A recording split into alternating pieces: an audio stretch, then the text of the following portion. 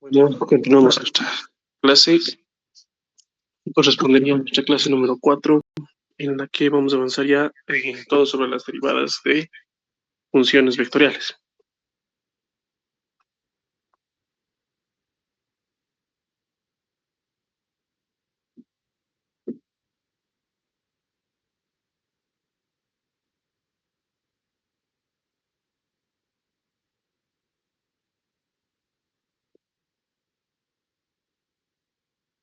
Bien, bueno, vamos a mencionar, solo por recordar, y bueno, aclarar las diferencias entre la derivada normal, ya, las derivadas parciales y en este caso las derivadas de vectores. Bueno, entonces, recordando, ¿no?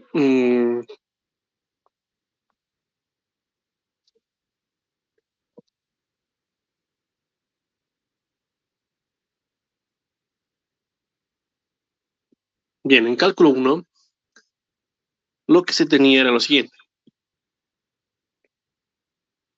Podíamos mencionar un punto en específico de una curva en ese sentido y un punto que aquí lo voy a llamar X cualquiera y un Y cualquiera.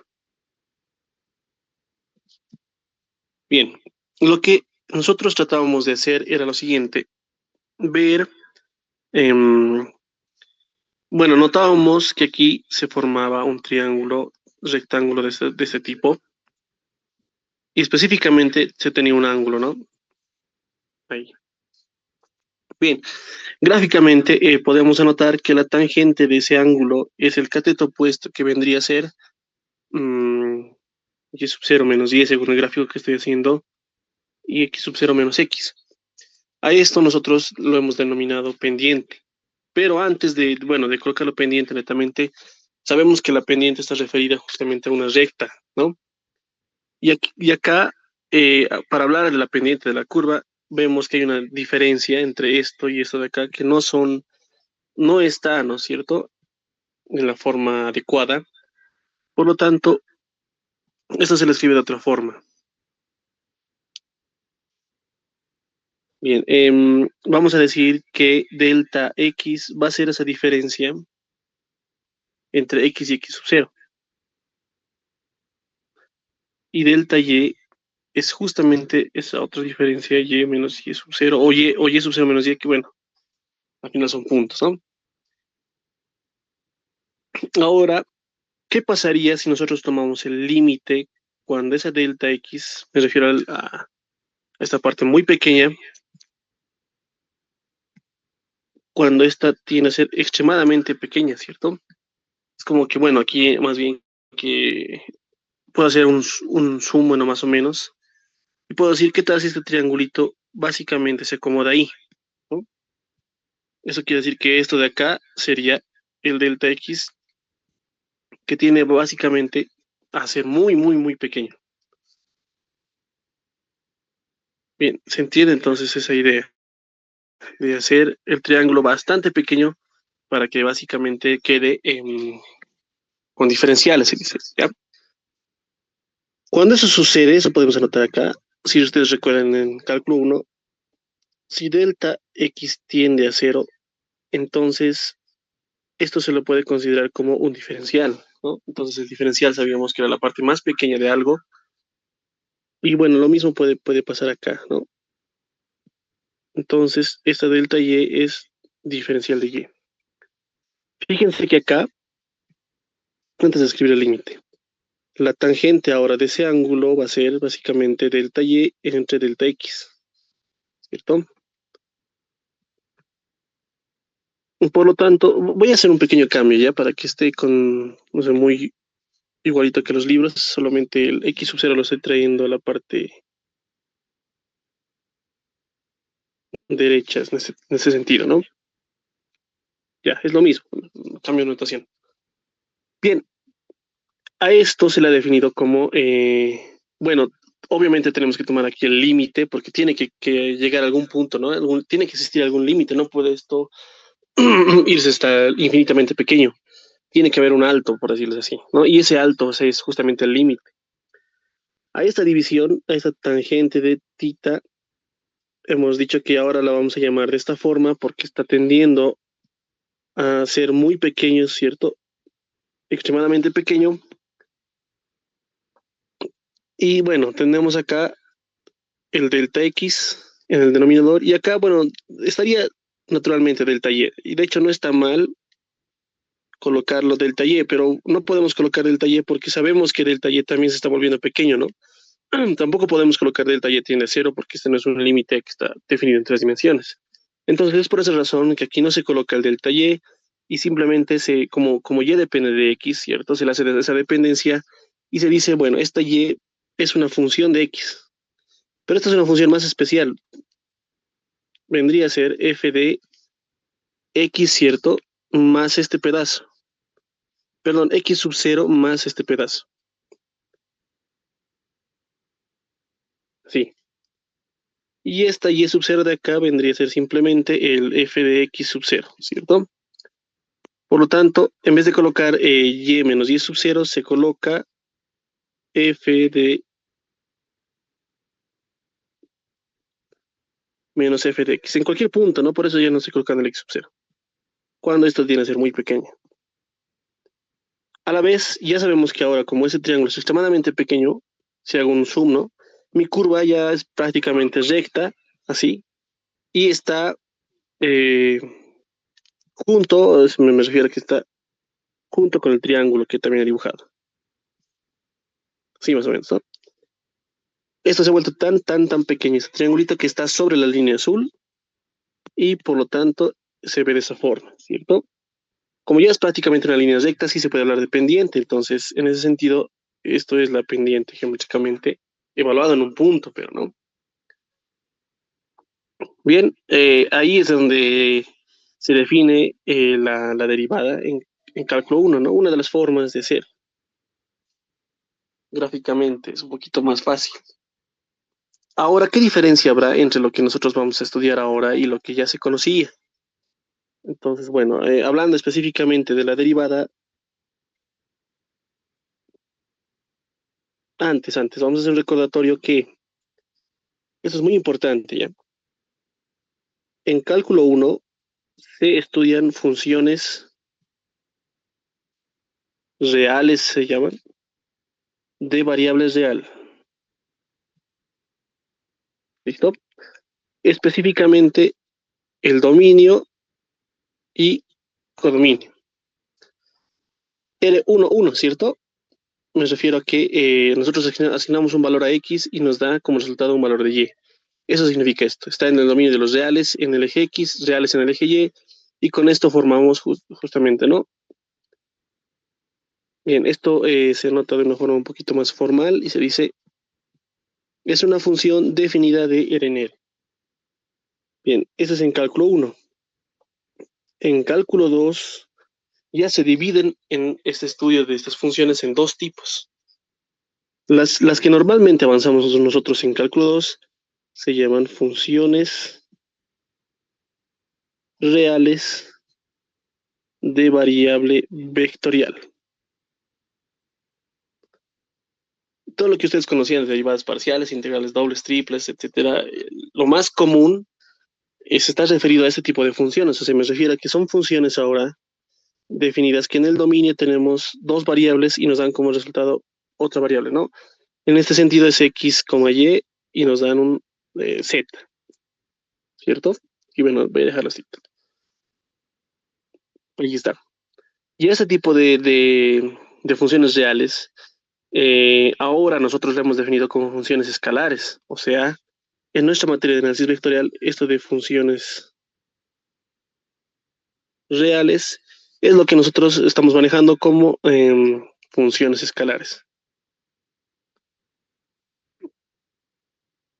¿Cierto? Había notado algo así, que dependen de X, y Z. Bueno, este no sería un R2 en R, ¿no? Esta función específicamente sería un R3 en R. Pero aún así siguen siendo funciones escalares. ¿Listo? Por lo tanto, ahí está. Hasta ahí es donde nosotros teníamos conocimiento, ¿no? Normal. Hay un capítulo muy específico en Cálculo 2 que se llama, les comento, se llama, aquí voy a colocar, y estoy seguro que lo han debido ver alguna vez en los libros, se llaman funciones vectoriales de variable real. Y es bastante confuso, ¿no? De hecho, yo también cuando estaba aprendiendo me confundía bastante porque fíjense que solamente se intercambian estos dos términos. Ahora el vectorial viene delante y el real viene de atrás. Así que es bastante confuso y bueno, ¿cuál es la diferencia? De hecho, creo que algunas veces yo lo mencionaba mal. Así que tengan mucho cuidado que no les pase al momento de dictar las clases de cálculo 2 o de análisis vectorial, saber reconocer las diferencias entre todos estos tipos de funciones. Entonces veamos, como su nombre dice acá, son funciones reales, ya saben, hace alusión a funciones escalares, ¿cierto? Las que ya habíamos estudiado. Pero entonces, ¿qué cosa será una función vectorial? Esto es algo nuevo, ¿no? De hecho, no tanto, porque ya lo habíamos definido antes, también con letras mayúsculas. ¿Recuerdan? Una función vectorial es aquella que en sus componentes, ¿se acuerdan? Les había mencionado eso. Pero fíjense, es de variable real. Me voy a adelantar un poquito y voy a colocar acá, por acá.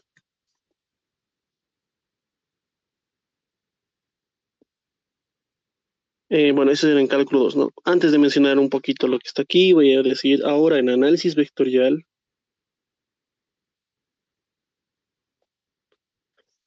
Ojo, estoy por si acaso repasando todos estos objetos matemáticos con el motivo de que cuando estemos diferenciando o integrando, etcétera, sepamos las diferencias, ¿ya? Entre una letra u otra, sacar el gradiente o divergencia va a ser, hay que hacerlo con mucho cuidado, ¿listo? Por ese es el motivo de que estoy avanzando o repasando esto, que tal vez algunos ya lo saben bien, así que decirles en un momentito que estaremos atentos a esto. Aquí es básicamente el estudio de funciones vectoriales de variable. Ahora sí pueden ser o no pueden ser, pero pueden ser, ¿no? En específicamente vectorial. Pues son funciones más completas y de hecho son funciones em, que es así. Damos tres variables y tenemos en conjunto un R3. ¿Y qué significa esto? Se me refiero a que yo doy un X, Y y Z y como respuesta me dan un vector que va a tener tres componentes, o sea, en R3, ¿cierto?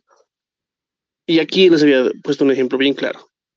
Una función vectorial, ahora vamos a notar su componente en el eje X, que dependen, fíjense, de X y Z en el eje X, su componente, perdón, esto es en el eje, así vamos a colocar, eje Y, que también puede depender de esas, ¿cierto? Hay un vector y sus componentes en el eje Z.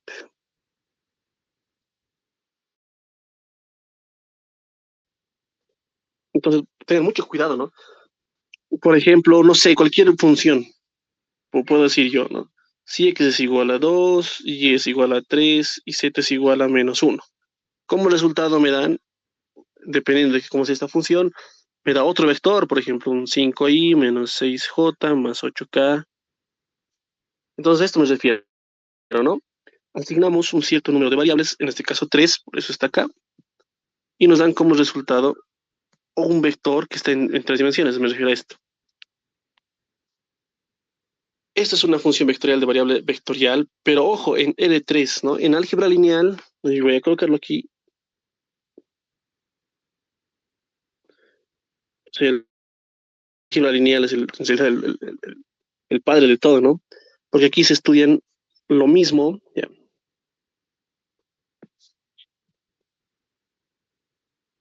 ¿está? Básicamente lo mismo, pero esta vez esto puede estar en cualquier dimensión y puede darnos en cualquier dimensión. Y de hecho ya han visto ustedes que los vectores no siempre van a ser vectores representativos en el espacio, pueden ser funciones, pueden ser matrices. O sea que álgebra lineal es una matemática más general, se podría decirlo, ¿no? De todo lo que ya sabemos hasta ahora. ¿Ven? Hay que saber diferenciar. Y aquí hay un punto muy importante, ¿no? Por eso no lo he escrito todavía. Ahora, con todo lo que estamos avanzando, ¿qué cosa será una función vectorial de variables real? Es medio extraño, ¿no? Es así, es una función que está definida así. En el dominio solo hay una variable y nos da como resultado un vector. Interesante, ¿no? Vean la notación cómo está. En cada uno de estos que he escrito sus formas de conjuntos es muy importante, no saber diferenciar. Vean, eso es lo que está definido de esta forma, ¿cierto? En cálculo 2 la que siempre habíamos hecho es esta, la clásica, y ahora es esto medio que parece contrario a lo que habíamos hecho antes, ¿no? Y eso es así. Nosotros asignamos un dominio que normalmente es T, ya, y nos va a dar como resultado un vector. También hay funciones así, no hay ningún problema. Ay, perdón, 2 y nos dan R3. Normalmente se usan las letras U y B, o sea, damos dos variables independientes y nos dan como resultado otro vector. Sí, dando como ejemplo B, ya, en realidad es cualquier vector. Pero eso, bueno, he colocado aquí por un motivo especial, ¿cierto? Velocidad, digamos. Así que, bueno, son funciones un poquito más especiales que se las ve, fíjense, en cálculo 2 y se escriben, por ejemplo, de esta manera. Un vector posición es eh, de este tipo.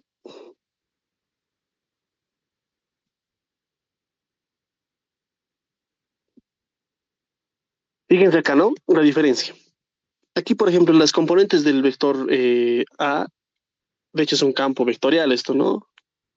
Dependían de X, Y y Z, dependían de 3, por eso es justamente la dependencia de 3, ¿no? En cuanto al dominio. Pero en este solo dependen de T, fíjense, de ninguna otra variable. Pueden también depender de una variable S, que simplemente lo estoy cambiando, ¿no es cierto? Aquí pueden ustedes, sí pueden tomarlo como si fuera el tiempo, me imagino que por eso los matemáticos de hecho lo han colocado así. En física se usa bastante esto. Sí, es válido decir que T puede ser como una variable auxiliar que se referencia al tiempo, pero no es que será S. S es otra de las variables que se usa, pero esta vez dependiendo de la longitud de curva, ¿no? Y les había mencionado que también podríamos escribir, a veces hay algunos ejercicios que se resuelven de esta manera, donde U y B pueden ser cualquier tipo de variables. De hecho, estas representan superficies. ¿Listo? Sí, es más específico, lo notaré. Estos representan curvas, estos representan superficies. Y bueno, este es un poquito más especial porque es el inicio de la geometría. A ver, que tiene un nombrito más especial. Un ratito lo anotaremos bien en los apuntes. Está justamente acá. Geometría diferencial.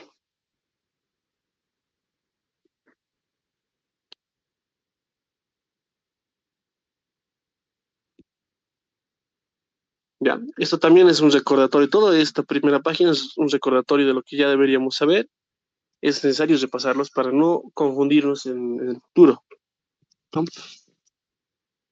Bien, bueno, estaba al principio hablando de las derivadas, me he pasado a lo que la forma de diferenciar las funciones. Y ahora, ¿cómo serán las derivadas justamente de cada una de estas funciones?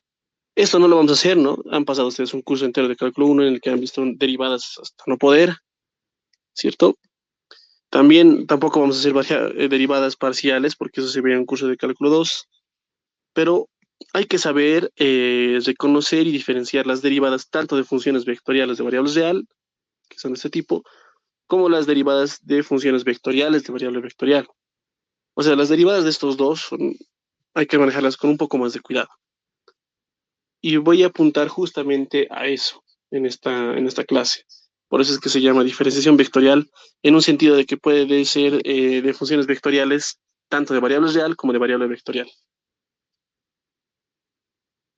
Listo, entonces veamos, a ver, hay que referirnos a bastantes cosas en este sentido y voy a empezar eh, con lo siguiente.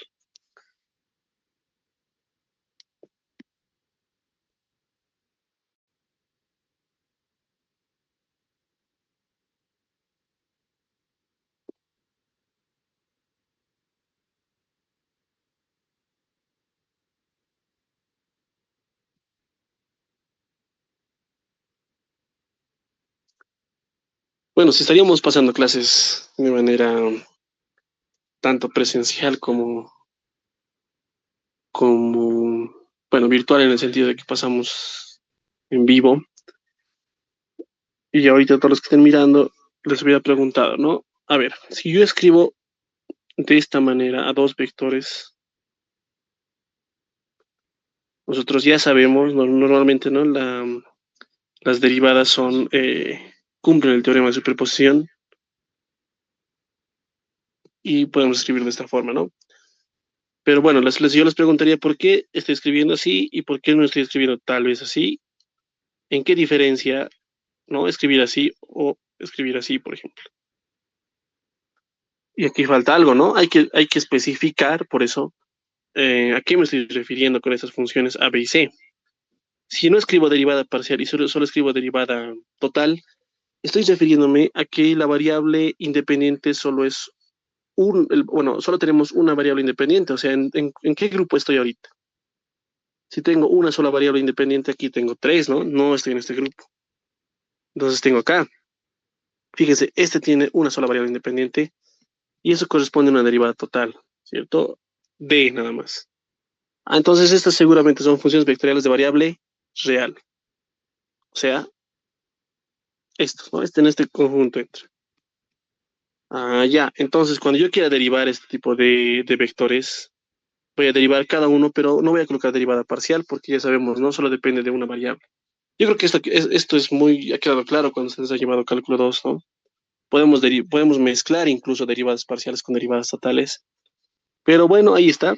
Ténganlo muy en cuenta que esto se cumple y bueno, voy a escribir en realidad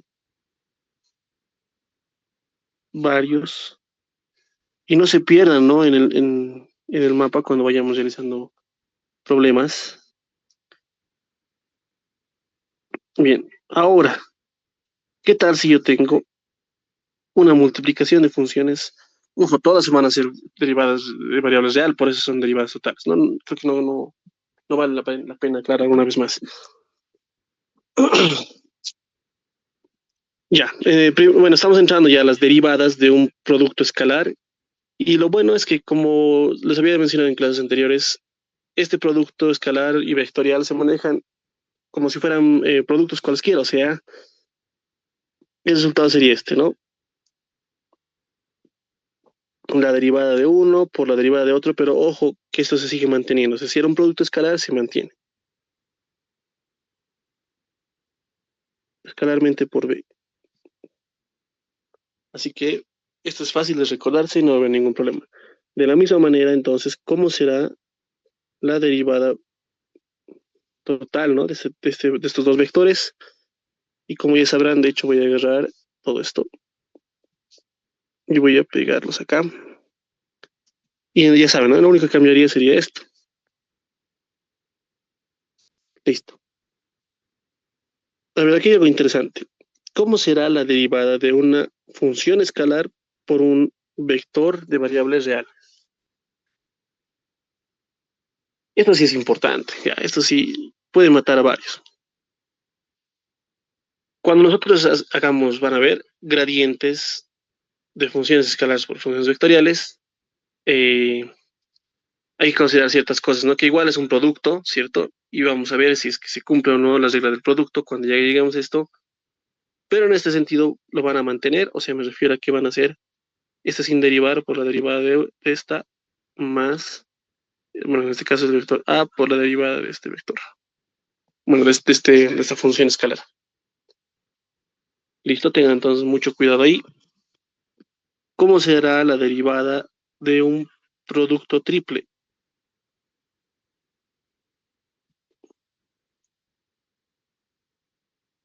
esto es bien interesante ya porque, o sea, a ver, ¿cómo les podría explicar? Yo creo que lo van a manejar esto igual varias veces a modo de practicar. Va a ser así, es la derivada de esto, por los otros sin derivar, a ver, vamos escribiendo de esa manera. Sería así, ¿no? Derivadas respecto de u en este caso, y estos se quedan como estaban. Ahora derivo el del centro y los otros sin derivar. Pero lo bueno es que aquí van a mantener el orden del producto escalar y del producto vectorial, o sea, esto sería así. Y finalmente, esto sin derivar por la derivada del otro. Entonces, sencillo, ¿no? Ah, por si acaso, cuando ustedes estén estudiando de los libros que ya les había pasado, se van a dar cuenta que no tienen flechitas. Estos están escritos así. A ver, voy a tratar de hacer. Como una, o sea, más sombreadito está esto. Por si acaso, los autores han colocado al intento esto para no estar colocando la flechita. Nosotros, como escribimos en una hoja y papel normalmente, es justo y necesario saber diferenciar quiénes son vectores, ¿ya? Por eso es que yo estoy colocando aquí, porque no hay forma, no voy a estar pintando esto así. De hecho, tal vez ni se va a notar la diferencia. Entonces, ustedes también tienen que colocarle nomás, ¿no? Su flechita indicando que son vectores. Y bueno, hay una más que se les voy a notar aquí rapidito. ¿Cómo sería de un producto triple?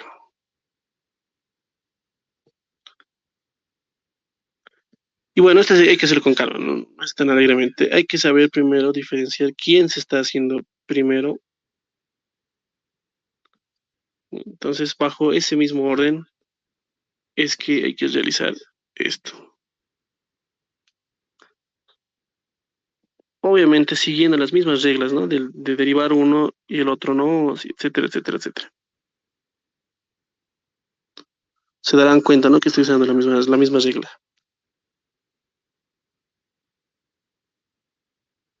Bien, entonces no creo que haya ningún problema bajo este criterio porque dense cuenta que no ha cambiado casi nada de lo que ya sabíamos, ¿no? Es más, las derivadas totales simplemente eran derivadas directas, así que no creo que haya mucho problema. Se habrán dado cuenta que no estoy avanzando, por si acaso, aquí límite, porque sí se avanza, ¿no? Límites integrales, es como una pequeña materia completa esta. Se avanza justamente lo que os decía, la geometría diferencial, donde se analizan la curvatura, la de curvatura de una curva, etcétera. Eso es grande, pero corresponde al avance de la materia de cálculo 2. En libros de análisis vectorial no hay mucho, sí se le hace mención, ¿no? Pero como les decía, que es exclusivamente de cálculo 2, véanlo, ¿no? Por si acaso. Ya. Un libro recomendado sería de Claudio Pita, que es si no recuerdo, el cálculo vectorial se llama, de Claudio Pita, es el que hace énfasis a estos puntos que les digo. Ya. Ahora, bueno, estas eran las derivadas de funciones vectoriales de variable real. ¿Cómo serían las derivadas de funciones vectoriales de variable vectorial? Porque ya van a ser distintas, ¿no? Anotaremos eso acá.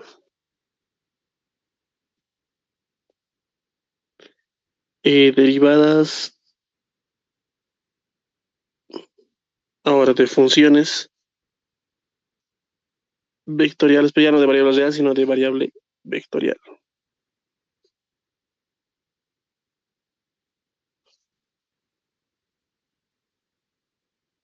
Bien, principalmente voy a anotar acá.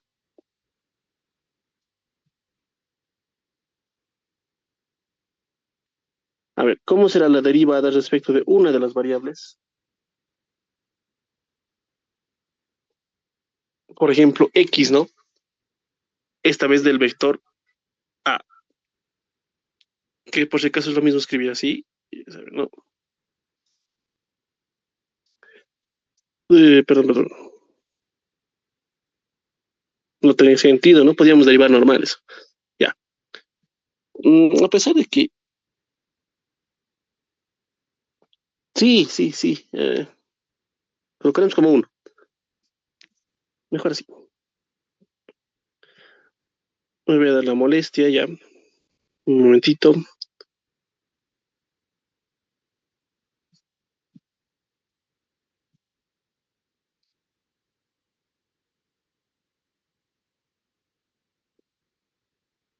Ya. Estoy definiendo un vector ahí. Es una función vectorial de variable vectorial, más conocido para nosotros como un campo vectorial, no nos olvidemos de eso, ¿cierto? Este es el campo vectorial. ¿Y cómo sería si yo quisiera derivar, por ejemplo, la derivada de este campo respecto de x? Es justamente así.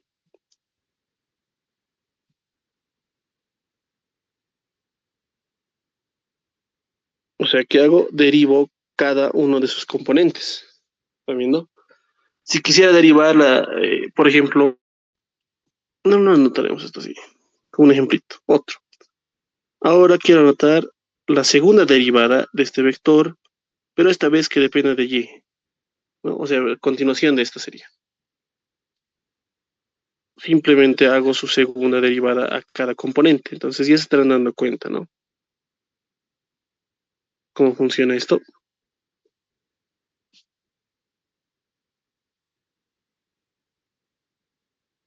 Así está escrito, ¿no? Bien, etcétera, etcétera, etcétera. Entonces, puedo yo realizar las derivadas x, y, z, las terceras, cuartas, quintas de, de un campo vectorial, ¿se dan cuenta? Derivando cada uno de sus componentes. ¿Ya? Y ahora sí voy a anotar, eh, bueno, ciertas cosas importantes, como por ejemplo esto. ¿Cómo será la derivada de un producto escalar entonces? Más bien, por suerte, se sigue manteniendo la misma idea que hace rato.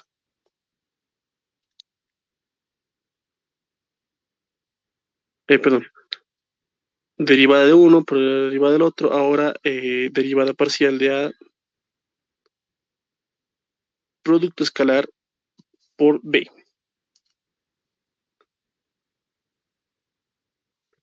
¿Cómo será la derivada parcial de un producto vectorial? Más bien, ¿no? La maravilla es igualito. O sea, no hay forma de olvidarse entonces esto.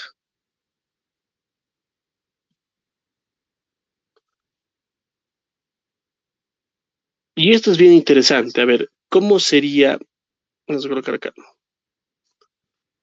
la segunda derivada respecto de y respecto de x de un producto escalar, por ejemplo?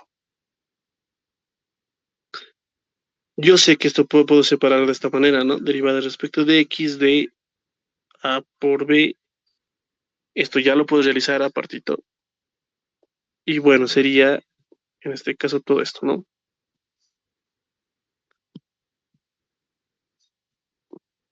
Ahí está.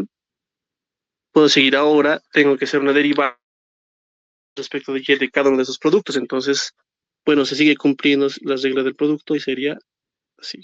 Por el segundo sin derivar, más, ahora esto no lo derivo, producto escalar, la segunda derivada de b respecto de y respecto de x. Dense cuenta que he derivado primero este producto, ¿no? Entonces esto, no se pierdan ahí. Ahora voy a derivar este segundo producto. Sería la derivada del primero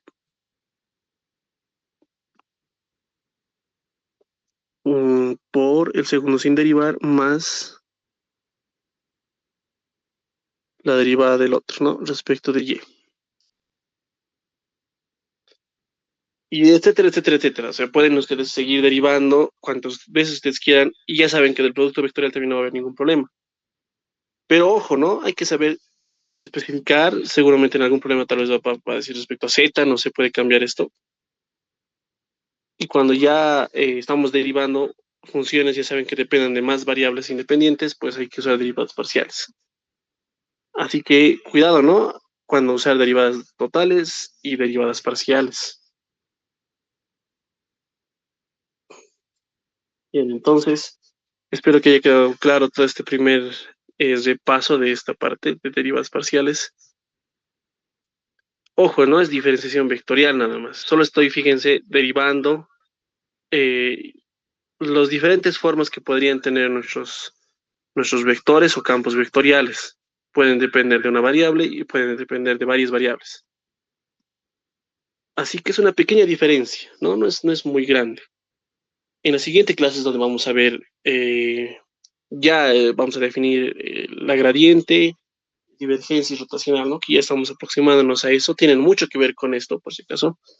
Y vamos a ver cuál es la diferencia. Empezaremos entonces haciendo los ejercicios. Este va a ser nuestro ejemplo número 1.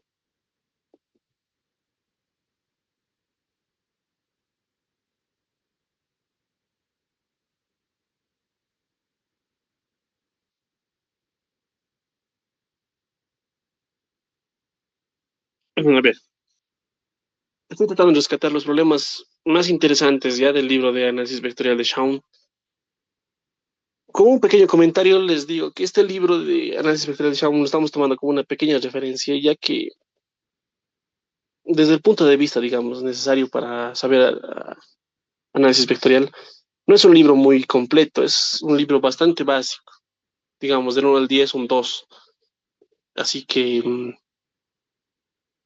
no se apoyen solo en este libro. Ya he estado buscando algunos problemas de nivel, pero no se ofrece mucho porque nos dan ejercicios con numeritos y bueno, eso cualquiera puede hacer, ¿no? Un producto escalar y vectorial. Yo sé que ustedes ya podrían.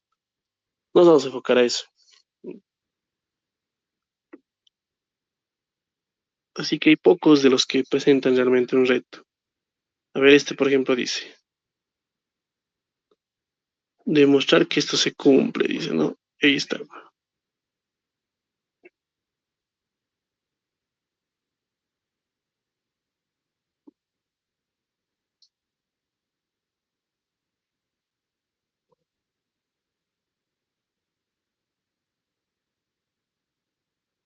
Como primer inciso.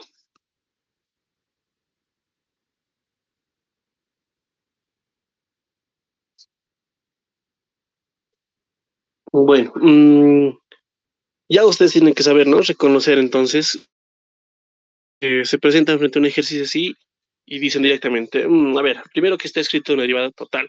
Seguramente que este está referido a un vector que solo dependen sus componentes de una variable, ¿no? O sea, es un vector de este tipo. Bueno, uno, 2 y 3. Ya en su mente tiene que saber, tiene que estar eso, ¿cierto? Con solo la mirada. Entonces, ya sabemos que cuando esto ocurre, usamos las simples reglas de derivación que conocemos y puedo decir, por si acaso en una demostración, no sé si eso les he mencionado, lo correcto es partir del lado izquierdo, avanzar y llegar al lado derecho, ¿no? Y llegar justamente acá. Puedo aplicar, ¿no? Las reglas de siempre, puedo decir derivada del primero por el segundo sin derivar, más el primero sin derivar por la derivada del segundo. Listo. Ahora derivo este producto. Derivada del primero por el segundo sin derivar.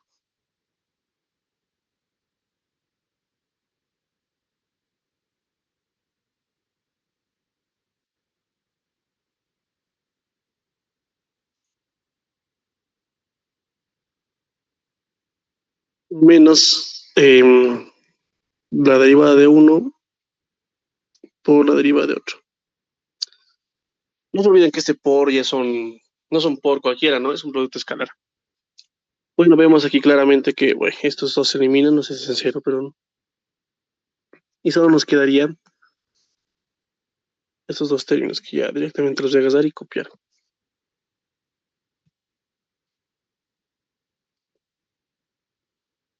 Y con eso concluimos, ¿no?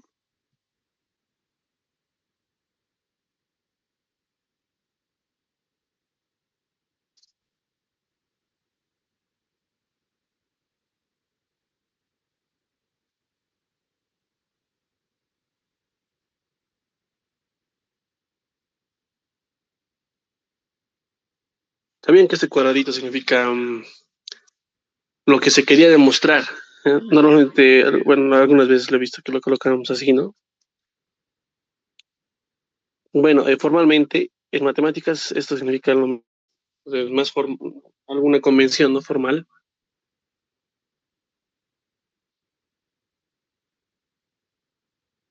Bien, el inciso B les voy a dejar de tarea y dice lo siguiente.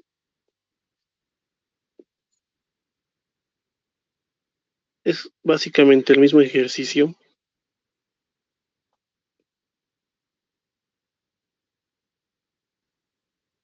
pero con productos vectoriales, ¿no? Y creo que el resultado también es el mismo.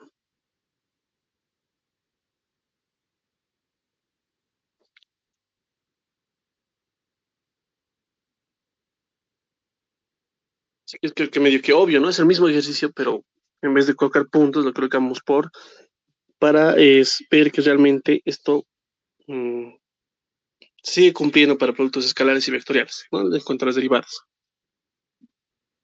Eso ya tiene un poquito de más nivel, por así decirlo, y dice sí.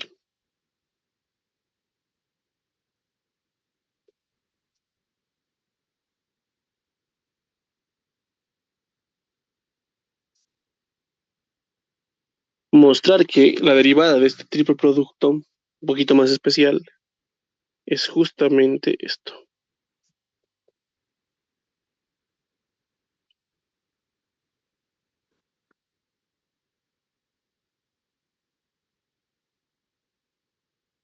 Ahí está.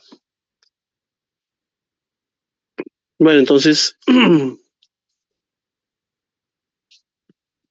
seguimos de acá y digo, a ver, este es un triple producto y si ustedes bien recuerdan, acá, ¿no? Habíamos visto que tanto en derivadas parciales como en derivadas totales, en los triples productos podíamos aplicar la clásica regla del producto. Bueno, entonces digo derivada del primero, manteniendo justamente el orden de los productos vectoriales, ¿no? Más, ahora este no se deriva y se deriva el siguiente.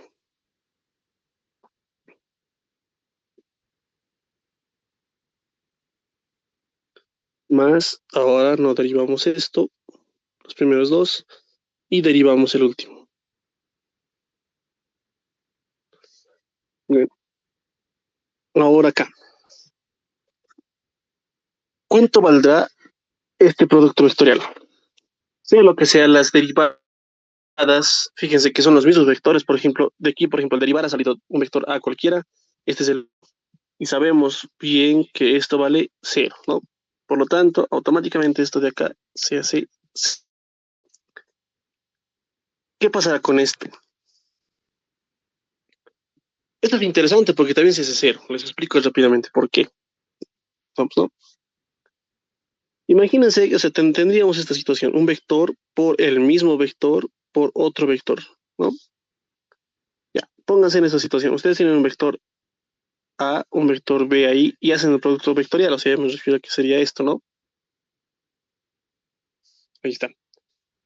Y a la vez, este producto vectorial hay que hacer un producto escalar con el mismo vector A, o sea, entre esto y esto. Pero no olviden que forman 90 grados. Y hacia al hacer producto escalar, eso sería el módulo del primero, ¿cierto? El módulo del segundo por el coseno del ángulo que los separa. Y ahí es donde sale, ¿no? Coseno 90 es cero. Todo es ese cero, por lo tanto, esto es cero. De esa manera, entonces, que es ya tal vez obvia, o debería ser, esto es ese cero. Así que solo me queda ya el resultado, ¿no?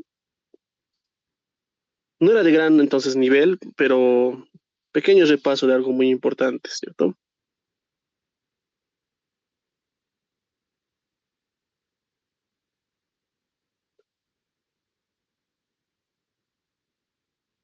Ya.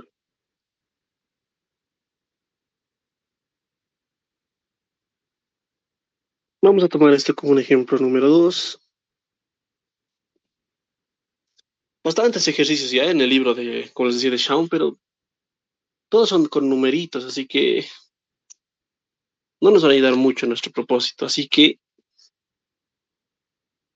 Lo más complicado, creo yo, de que entraría en cuanto a diferenciación de funciones vectoriales sería hablar justamente de la geometría diferencial.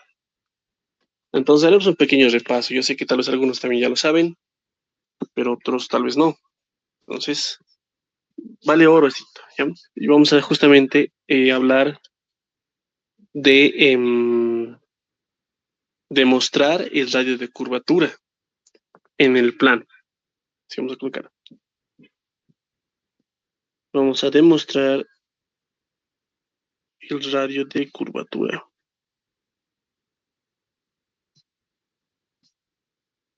en el plano.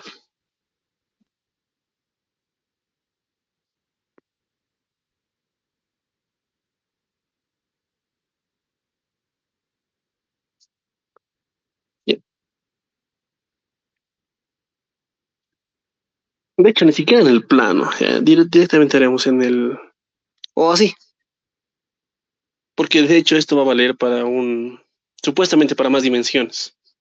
Lo que voy a hacer ahorita va a valer para más dimensiones. Pero vamos a enfocarnos en el espacio, ya que es lo más seguro que nos puedan preguntar, ¿no? No nos van a preguntar, nosotros ya saben, de más variables que no sean en el espacio. Ya. Ahí tengo mis ejes coordenados X, Y, Z. Vamos a estudiar el análisis de una curva, ¿ya? Cualquiera en el espacio, y vamos a hallar justamente de esa curva su radio de curvatura. Entonces, ¿cómo es que se lo hace? La idea es así.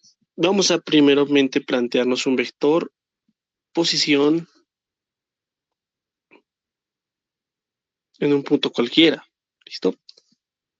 En ese punto cualquiera, nosotros, bueno, no sé si debería ser ya, ¿no? Un poco lógico decir que la derivada es una tangente en ese punto, ¿no? Entonces, bueno, me digo, sea el vector posición que depende de la variable t, ya sabemos que es así, ¿no?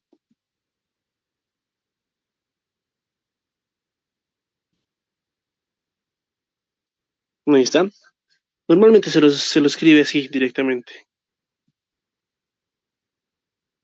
donde ya se hace referencia a que x, y z dependen de t, ¿listo?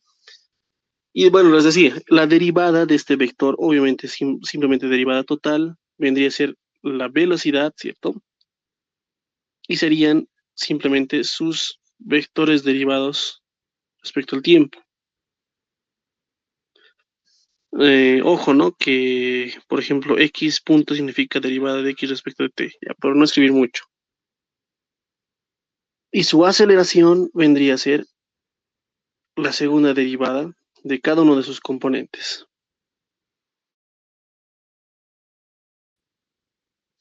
Bien, entonces ya se darán cuenta que esto de aquí es el vector r punto, ¿no? O su velocidad, como ustedes quieran llamarlo, es la forma correcta de anotar, con punto o simplemente velocidad. Tangente. Tangente a esa curva en algún punto.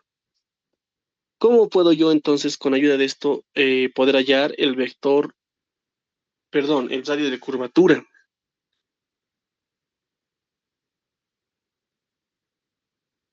Voy a mejorar un poquito mi dibujo ya, por favor.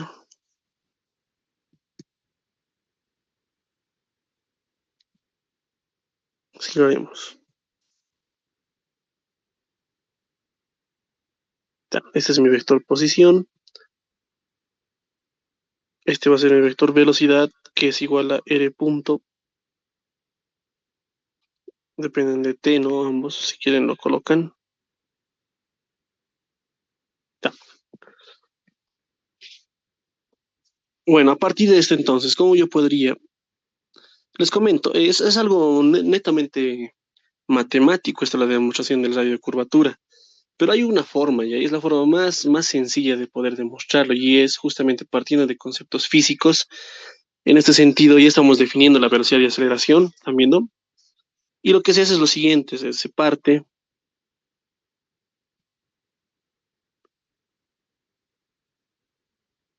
de un producto, que sería la velocidad por la aceleración. Se parte de ahí. A ver, vamos avanzando poco a poquito. La velocidad es un vector que no tiene ninguna componente más que en la componente tangencial. Ya, ojalá esto esté claro. Un poquito mejor creo que lo voy a hacer. Esta flechita nomás. Un poco más tangente sería algo así. Ya. Entonces, bueno, esto no tiene ningún otro componente, pero, esto es muy importante. El vector de aceleración sí tiene, se le puede descomponer, ¿ya? En el siguiente sentido. Si ustedes recuerdan bien sus clases de física uno, el vector de aceleración al recorrido de una partícula no es un vector tangente, ¿no? Obviamente, porque es la segunda derivada y es un vector, bueno, no sé si decirlo secante, pero se está entrando hacia adentro. Lo voy a dibujar de esta forma. Este vendría a ser el vector aceleración. Ahora es así. En ese punto, ese es el punto P, digamos, voy a asignarle como un nuevo sistema de coordenadas a esto. ¿Cómo lo podemos hacer? Mm, ya, tangente. Y como todo sistema de coordenadas tiene que tener otra componente, ¿cierto? Ya esta nueva componente la vamos a llamar normal.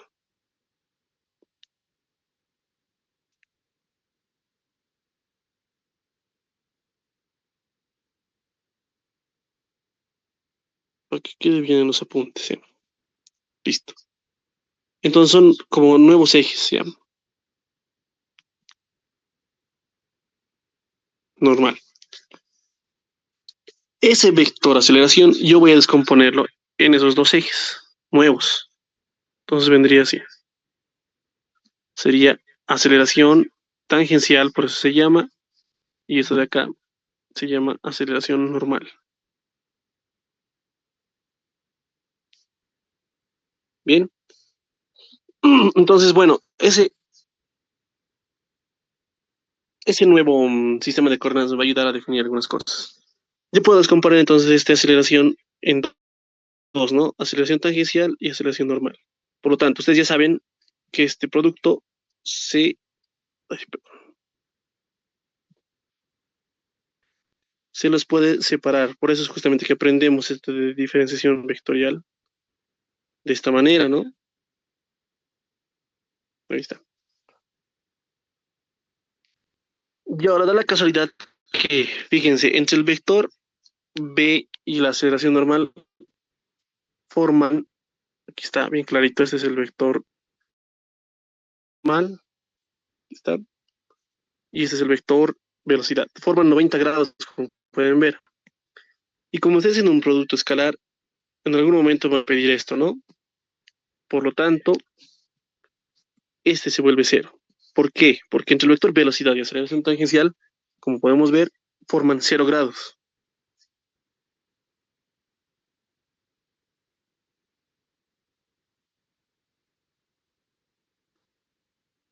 Parece que un poquito se está lenteando el video, ¿no? Ya. Bueno, entonces ese cero, ya, este componente, y alguien, bueno, me puede decir, bueno, ya tengo aquí un producto vectorial, este supuestamente debería darnos un vector, ¿no? Dirección como resultado, y este también. Por eso es que,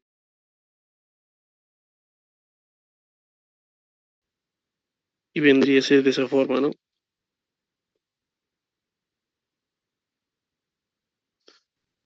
Y al tomar el módulo, simplemente queda módulo del primero, módulo del segundo. Ahora, aquí hay algo bien importante para finalizar, ¿no? Se dice así, en un instante pequeño de tiempo, esta curva que está de azul y en este punto en específico P, se supone que hay una especie de, aquí más bien puedo dibujar, una especie de círculo ya. Imagínense esto. en ese pequeño instante de tiempo. Y luego va cambiando. Cuando, por ejemplo, pase por acá, en este punto, ese círculo va a ser algo más pequeño, ¿no? Si se dan cuenta. Uy, etcétera, etcétera, etcétera. Por ejemplo, venga acá, aquí va a ser un círculo más pequeño, aquí, bueno, en este caso es un círculo grande, una formación de diferentes círculos. Cada círculo va a tener un radio variable. A ese radio, por si acaso este vector normal apunta al centro de ese círculo instantáneo. O sea, no sé cómo dibujarlo un poco mejor. Algo así. En ese círculo instantáneo, ya es un pequeño instante de tiempo, existe un radio que va desde el punto, bueno, el radio de círculo sería, ¿no? A ese radio se le llama radio de curvatura y se le denomina con letras ρ. Y bueno, aquí se tiene la aceleración normal. Si recuerdan su curso de física 1, ese vector, no, perdón, la aceleración normal está definido como la velocidad al cuadrado entre el radio en un movimiento circular, ¿ya? Pero como el radio ahora no es constante, sino es variable, como les había mencionado, anotamos ese ρ ahí. Ya para concluir, entonces digo, por lo tanto, yo llego a esta ecuación. Y de acá despejo lo que me interesa, que vendría a ser el radio de curvatura. En términos de variables físicas, lo podríamos decir, ¿no? Si yo quiero volver a las matemáticas netas, digo, velocidad es la derivada de r respecto de t, y aceleración es la segunda derivada de r respecto de tiempo al cuadrado. Entonces, mi radio de curvatura estaría definido como, fíjense, este es módulo, entonces sería el módulo del vector r al cubo, ¿cierto? El numerador, entre el módulo de la derivada, producto vectorial, la segunda derivada. Y este es como les diría, matemáticamente, el resultado que está, ¿no?, en la mayoría de libros de matemáticas, claro. Ahí está. Esa es la forma más corta de demostrar el radio de curvatura. Hay otra que es más complicada y más larga. No las recomiendo. Yo les recomiendo usar estos conceptos, ¿no?, de física 1 y en cualquier examen, de hecho, podrían preguntar esto, tanto de física como de matemáticas. Inclusive de ecuaciones diferenciales, ya que esta es una ecuación diferencial de perdón, de segundo grado, debido a la segunda derivada, ¿no?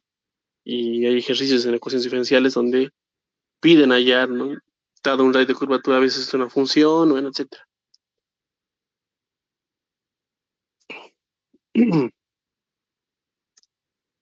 Bien, hay una serie de problemas relacionados con esto. Han debido escuchar tal vez ustedes esto de la tangente unitaria, la curvatura, el plano, por ejemplo, el plano osculador, el plano normal, las fórmulas de Frenet-Serret, son un mundo grande ya referidos a geometría diferencial. No sé realmente si es que avanzarán esto en el análisis vectorial. Como les digo, es un tema muy largo porque se lo ve muchas cosas a detalle y no nos alcanzaría a nosotros el tiempo ya de hacer. Solo les puedo mencionar y tal vez dejarles como una tarea que lo que les podrían preguntar serían cosas como que demostrar, por ejemplo, la longitud de curva. Déjanos haciendo como un ejercicio.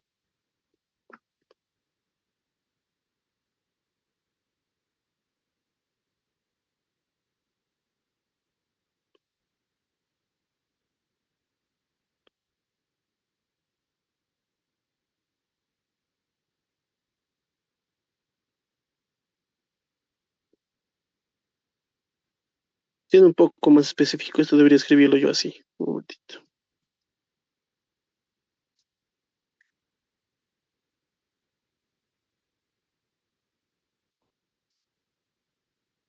Eso, ¿no?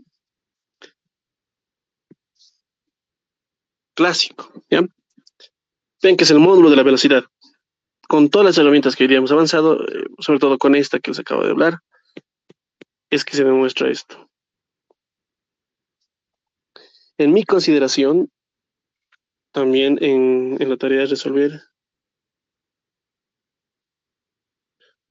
los ejercicios. Y es más practicar derivadas esto ya.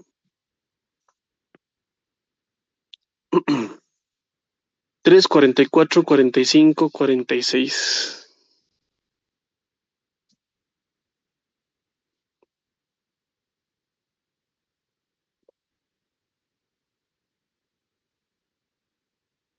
Página 65.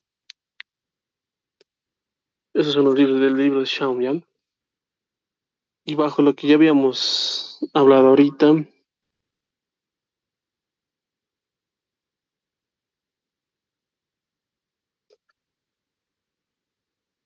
367, 368. Sí,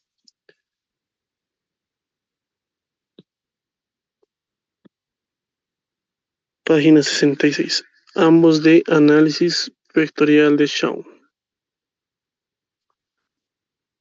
Bien, lo que más me gustaría que rescaten de esta clase, ya saben, es todas estas, no sé si llamarlo tablas o reglas de derivación y de saber diferenciar cuando hablamos de una derivada total, es una función, ya saben, de variable real, y cuando hablemos de derivadas parciales, es una función de variable vectorial, o sea, un campo vectorial. ¿Listo? No se podría hacer más extensa esta clase, ya que es el intro a derivadas. Nuestra clase 5 corresponde ya a hablar específicamente de gradiente y vamos a ver, ¿no?, los detalles. Espero que estén repasando los subíndices porque, como les decía antes, eso no es lo que la herramienta que nos va a permitir poder realizar esas derivadas. Bien, continuamos la siguiente clase.